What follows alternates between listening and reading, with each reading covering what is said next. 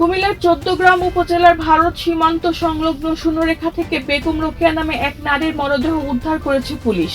১ জুলাই সকালে বিষয়টি নিশ্চিত করেন ১৪গ্রাম থানার ভারপ্রাপ্ত কর্মকর্তা মোহাম্মদ আরিফ হোসাইন।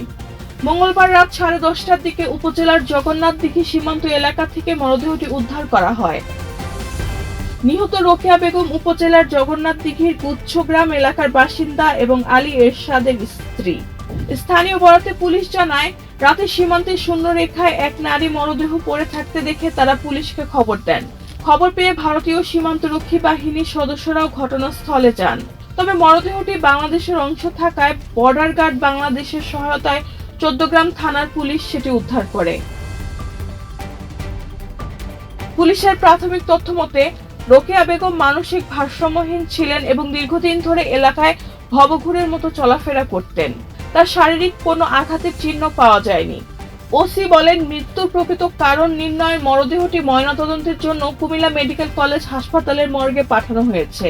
প্রাথমিকভাবে ধারণা করা হচ্ছে তিনি হৃদরোগে আক্রান্ত হয়ে মারা যেতে পারেন।